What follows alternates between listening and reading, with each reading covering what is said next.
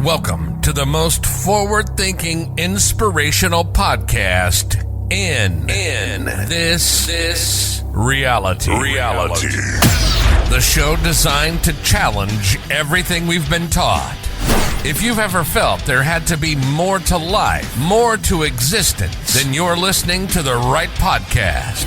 Time to open your mind and dive in. This is the Mental Mastery Alliance podcast. And here we go. Ladies and gentlemen, welcome back to the Mental Mastery Alliance podcast. Today is February 16th. I am still not back at the office. This may have been pre-recorded. I'm not sure. I am sure it was pre-recorded. We're at the 9 Inch Nails concert tonight in Montreal. That'll be fun. So to anyone listening to this live, wherever you are tonight, come down to 9 Inch Nails, Montreal. Say hello. February 16th. How did we get here so quickly? Considering January lasted about 9 years and February is pretty much over. Today, we're going to do a mailbag. I love doing mailbag, so we often ask you guys to send in your questions, your texts, DMs, all that sort of stuff. So we get a bunch of them. We answer them in real time, but the really good ones I like to ask on the show as well. So we've compiled 5 for you, ladies and gentlemen. 5 good questions, some big thinkers, some relationship stuff, and of course, what's a mailbag without a little bit of conspiracy? Ladies and gentlemen, without further ado, let's get into it. So we have Chris here from Austin, Texas. Adam, I've noticed that attraction doesn't always mean trust anymore. I can be drawn to someone and still feel my body pull back. How do you navigate desire when your intuition isn't fully on board? Chris, your intuition is fully on board. I would have to assume, and that's why you're getting that pullback. This is one of those things where, we want to be loved. We want to be chosen. We want to be accepted. But then whoever's doing the choosing, whoever we've assigned, because primarily we should assign ourselves to that role, but we don't. So whoever we've assigned to that role, if they have remove their energy and are no longer, quote unquote, choosing you, even in the most subtle of ways, your intuition catches onto it. And so you can be as attracted as you want to these people, but there's nothing fucking there. Your body's like, get away, run, go. And then, of course, you have the addiction thing, right? So once you get into these situations, you're often found out to be addicted to the person's personality, or at least how they make you feel. So again, it's not about the person. It's about how you feel when you're around them. And the interesting thing about that too, Chris from Austin, is you've chosen to feel a certain way around that person. And if you've done that, you can choose to feel that way around yourself. So pay very close attention to the give and take, the yin and yang, and how things are going with you in your relationship. I am not a relationship counselor by any means. I just lived through a lot of shit. So instead of believing that your intuition isn't fully on board, play the game understanding that your intuition is probably the only thing that's fully on board. And everything else, there's a little bit of confusion. Okay, what do we got now? Sophie from Lyon, France. We do have quite a few downloads in France too. That's kind of fun. France and Germany are big for us. Sophie asks, I've outgrown a few connections without any drama. No fighting, just distance. Why does that kind of ending feel heavier than a messy one? Well, this is one of those things that we don't address too often in ourselves. And I've talked about this a few times on the show, how, when you're in high school or when you're in school, you can't go back to grade 1 and sit in that desk and learn those lessons. You just don't fit. You're just on a different frequency. Well, I mean, physically in this analogy, you're a bigger person, physically bigger and emotionally bigger and educationally bigger. You gain nothing from grade 1 desks and education. But we never think about that. We only think about who and what and where we are at the moment in time that we're doing it. So instead of saying, can I go back to grade 1? It's, can I go back to school? Sure, there's something to learn, but everything's different. So why does it feel weird when you're in a position where there's no drama? Well, this is that awkward stage that nobody talks about. This is outgrowing. When you've outgrown someone and in your life, you've grown into and out of almost everyone. Sure, you've got your core group of 0 to 10 friends, and hopefully they grow with you, but sometimes they don't. So sometimes you get to revisit those friends and you go back and, hey, this is great, but it's like a time capsule. These people are still in the same place you were 20 years ago. But you loved them then, and they hold a piece of you, and they, no matter what they do or where they're going or how they function in life, they're your people. Now, when it comes to relationships, these are people that are supposed to be more intimate, like everything's a relationship. Every interaction with a human's a relationship. But when it comes to lovers or what have you, these are people that you're supposed to share your truest intimacies with. The parts of you that you never share with anybody else, the parts of you that you probably never share with yourself. And if there's no alignment there, and if you're seeing this, it's painful because you've made the choice to accept and embrace, and you've made the choice to move forward. And so this isn't something that, again, that we talk about. We understand what it's like. Oh, everything's terrible. You suck. Nah. I can't believe this. I'm not going to put up with this. I'm better than this. I deserve more. Rage, fight. But when it's quiet and subtle, there's a pain. And again, throwing back to the analogy, there are so many people in your life that you've grown out of that you never even thought about. And they're looking at you right now, Sophie, and saying, how come you never cared about me when you left? And they're not in the annals of your brain. You don't remember them.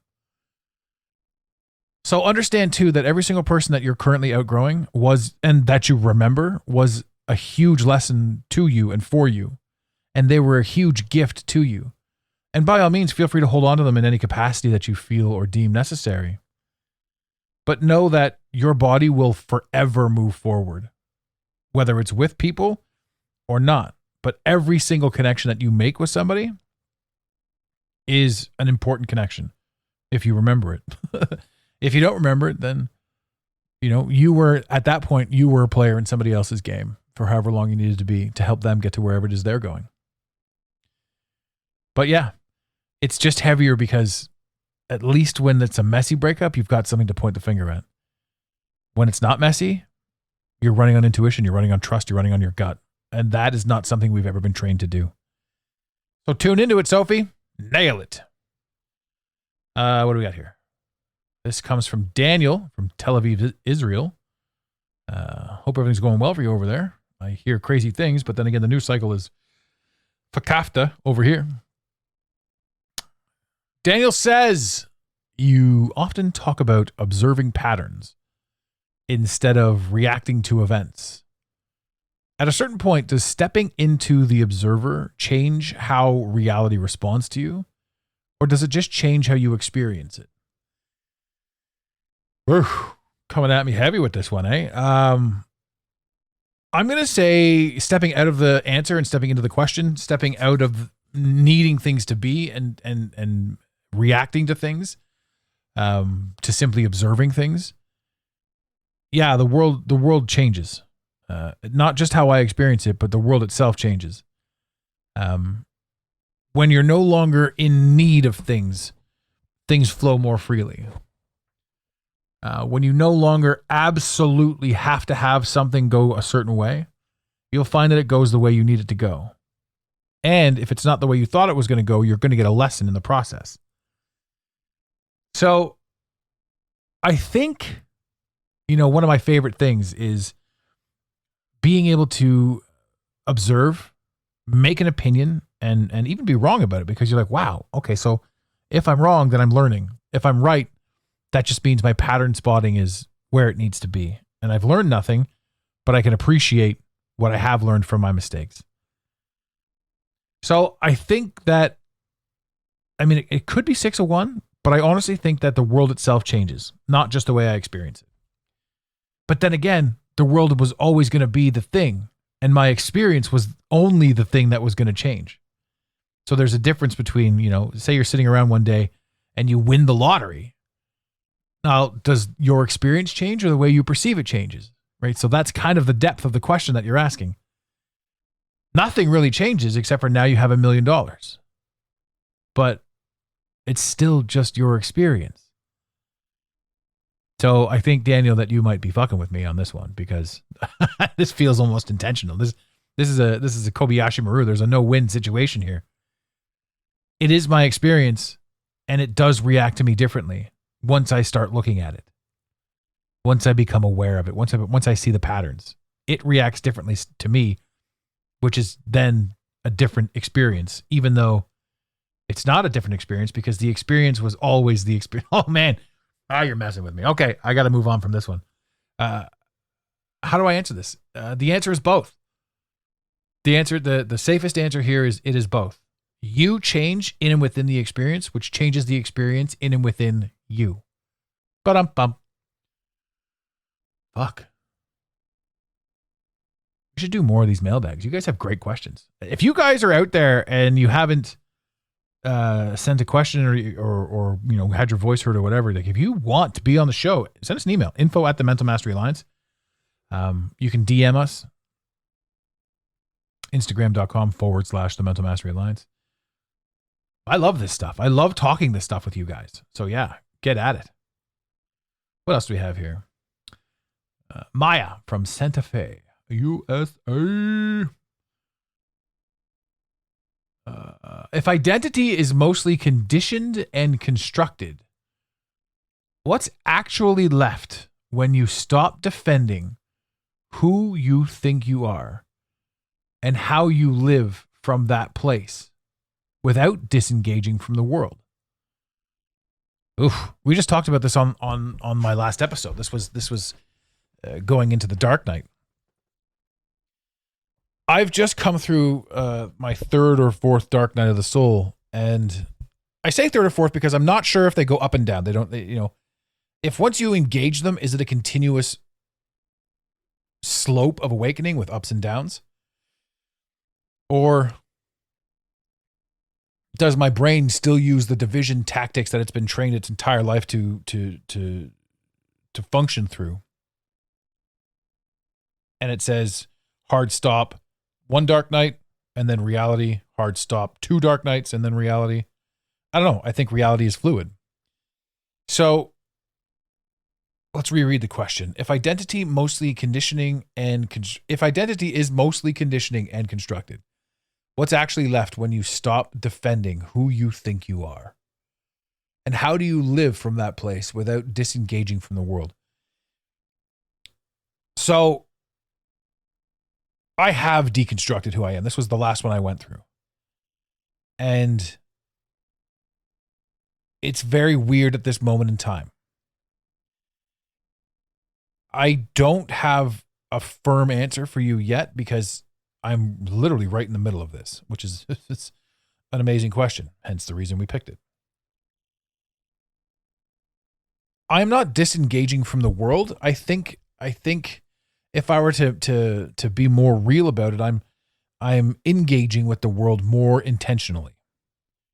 Wherein before everybody got a piece, everybody got a sample, you could share your energy with all kinds, you could hang out with all these people, and you could justify it and you could make it make sense. But at the end of the day, in your truest of selves, you know that what you're doing is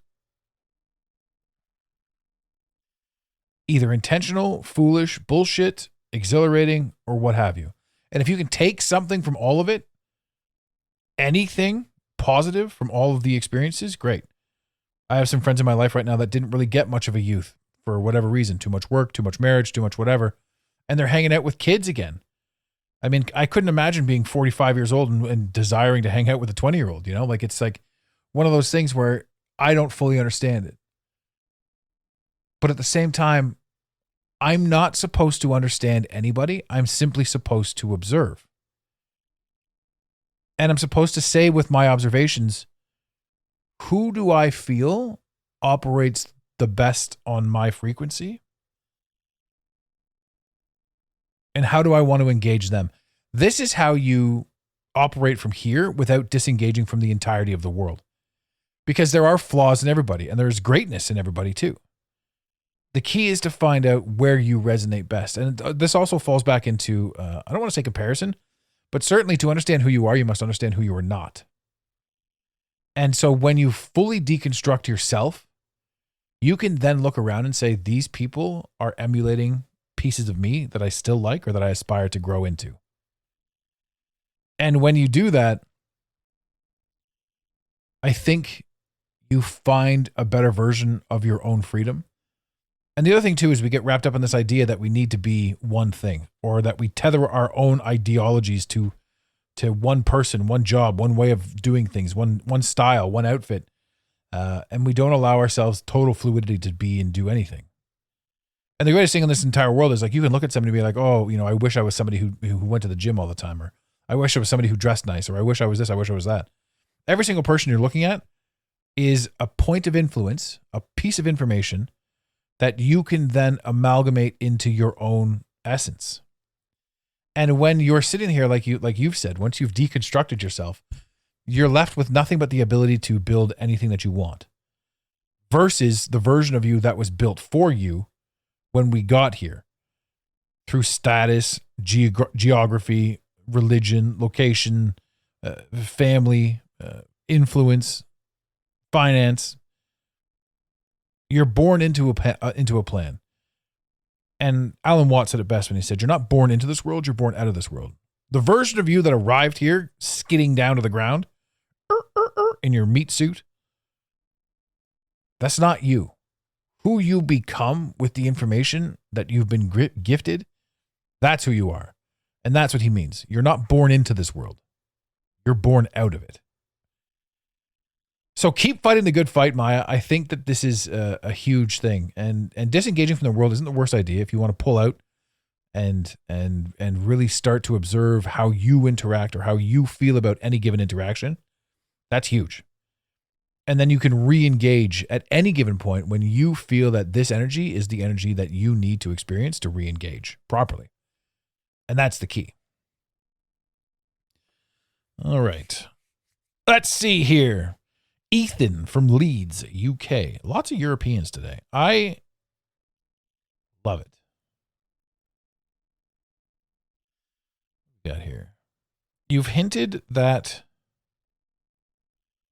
a lot of what we're taught about history and power doesn't add up. Do you think most conspiracies are hidden truths? Or are they distractions designed to keep people arguing instead of noticing the real patterns? You have been listening, Ethan. I think all of history is bullshit. I think if history were real, we would know more about the Tartarians. We would know more about the empires. We would know more about the building melt. We would know more about what the mountains are. We would know more about what the petrified giants are. We would know more about dragons. We would know more about free energy. We would know more about ether. The ether wouldn't have been removed as the fifth element: earth, wind, water, fire, ether. It wouldn't have been removed. The book burnings wouldn't have needed to take place. All of it's a control mechanism. So the conspiracies that you're aware of, for the most part, the political ones, the sports ones, the television ones, the celebrity ones, they're all designed as distraction. Because once you see past the narrative, you have to look at something. And since the narrative still wants you to look at it, you probably have to go through 2 or 3 layers of conspiracy to get you to a truth.